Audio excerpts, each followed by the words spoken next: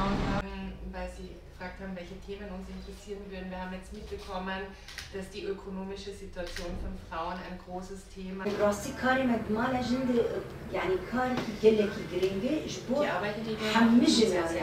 Mein Name ist Judith Götz, ich komme aus Österreich und ich bin Politikwissenschaftlerin und Genderforscherin, bin vor allem im Bereich der politischen Bildung tätig. Das bedeutet, dass ich mich vor allem mit Fragen auseinandersetze, wie man über Bildungsarbeit zu mehr Gleichheit, zu mehr Gerechtigkeit beitragen kann und Ideologien der Ungleichheit bekämpfen kann. Aber darüber hinaus bin ich auch feministische Aktivistin und engagiere mich unter anderem gegen Femizide, gegen geschlechtsbasierte Gewalt. Und ich möchte mich insbesondere bei Congrastar bedanken für die großartige Möglichkeit, hier Teil dieser Delegation zu sein. Wir haben schon sehr viele Organisationen getroffen, wir haben sehr viel Einblick bekommen in die wirklich wichtige politische Arbeit, die die unterschiedlichen Organisationen machen. Und von den Treffen, die wir bisher hatten, hat mich insbesondere die Arbeit von Malashin sehr berührt. Das hat vor allem auch damit zu tun, dass ich selbst eben auch zu geschlechtsbasierter Gewalt arbeite und es einfach besonders wichtig finde, eine Anlaufstelle für gewaltbetroffene Frauen zu bieten und ihnen in diesen schwierigen Situationen zu helfen. Und insbesondere hat mich einfach auch beeindruckt, dass die beiden Frauen, die wir getroffen haben, auch schon relativ alt sind. Und ich denke, es ist einfach so besonders wichtig, dass entsprechende gesellschaftliche Auseinandersetzungen jetzt nicht nur in den jüngeren Generationen stattfinden, sondern dass es da auch ältere Menschen gibt, die als Vorbilder fungieren, die ganz andere Zeiten durchlebt haben, ganz unterschiedliche Strategien entwickelt haben, von denen wir viel lernen können. Und das hat mich einfach sehr berührt, wie lange diese beiden Frauen schon aktiv sind, wie viele Schwierigkeiten sie überwunden haben, dass sie nie aufgegeben haben, dass sie immer weitergemacht haben.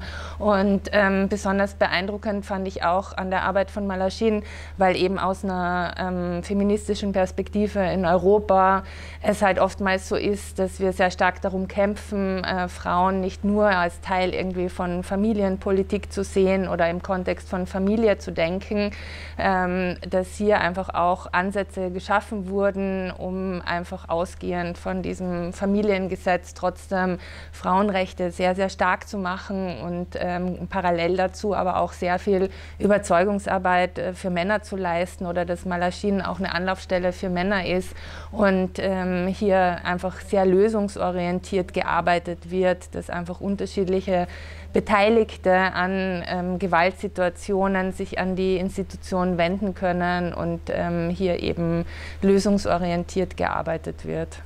Also ich nehme auf jeden Fall mit, wie beeindruckend, mutig und stark einfach so viele Frauen hier sind und dass sie sich einfach von dieser massiven Gewalt, die sie erlebt haben und auch der andauernden Instabilität nicht brechen haben lassen und mit ihren Kämpfen nicht aufgegeben haben und dass trotz der vielfältigen Herausforderungen, mit denen Frauen in Rojava konfrontiert sind, dass es einfach an so vielen Ecken und Enden so viel wichtige politische Arbeit gibt, diesen gesellschaftlichen Demokratisierungsprozess voranzutreiben.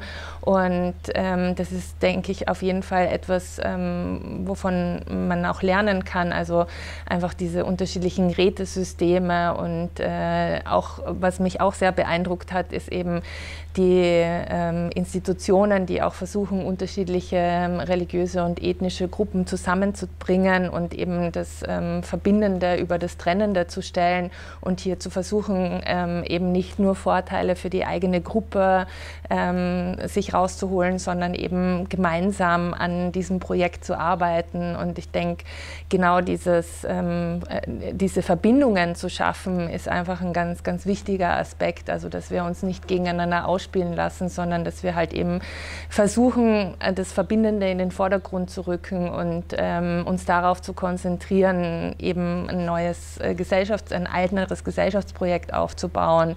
Das ist auf jeden Fall etwas, was ich mitnehme. Ich finde, es ist jetzt nicht unbedingt Kritik, aber es ist halt irgendwie, was mich schon irgendwie so ein bisschen traurig gemacht hat, ist halt die ökonomische Situation von Frauen, weil einfach ökonomische Unabhängigkeit so wichtig ist, um sich aus Abhängigkeitsverhältnissen zu lösen, nicht von einem Mann abhängig zu sein, der einem den Lebensunterhalt bestreitet, um überleben zu können. Und ich hoffe sehr, dass es in naher Zukunft Möglichkeiten geben wird, dass auch Frauen mehr ökonomische Unabhängigkeit erlangen können, um eben auch auf dieser Ebene frei sein zu können und autonomer Entscheidungen treffen zu können. Naja, ich glaube, es wäre natürlich wichtig, dass es halt einfach mehr Betriebe gibt, wo Frauen arbeiten können. Und das kennen wir beispielsweise aus Lateinamerika, so Projekte wie, dass Frauen Mikrokredite bekommen und damit einfach ihre eigenen kleinen Geschäfte aufbauen können, oder dass sie halt Produktionsmittel zur Verfügung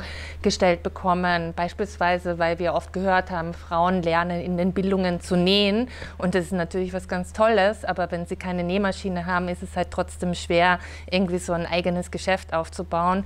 Und wie immer, glaube ich, ist es halt wichtig, diese finanziellen Mittel zur Verfügung zu haben.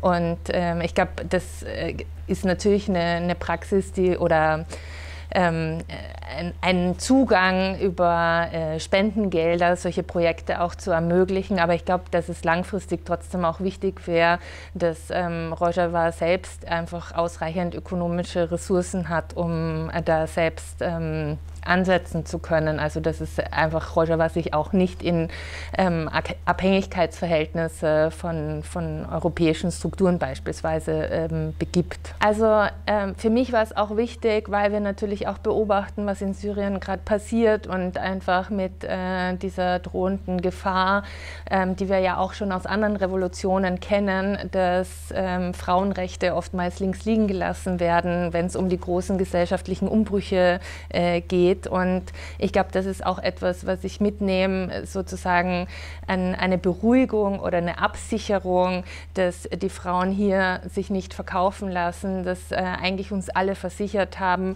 dass sie den politischen Entwicklungen nicht zustimmen werden, wenn Frauen da drin keinen Platz haben, wenn Frauenrechte da drin nicht berücksichtigt werden. Und das ist auch etwas, was ich irgendwie mitnehme, also das Wissen darum, dass die Frauen sich hier einfach weiterhin einsetzen werden, auch vor den neu auftauchenden Herausforderungen, die mit der aktuellen politischen Situation verbunden sind. Naja, ich meine, es gibt diesen Slogan, Solidarität ist eine Waffe, und an den glaube ich auch stark. Also es ist einfach wichtig, dass sich Menschen einfach informieren über die politischen Situationen anderswo und sich einfach auch solidarisch zeigen in den Lebensbereichen, wo es ihnen möglich ist. Und ich hoffe halt eben auch, dass ich diesen Kieselstein dazu beitragen kann.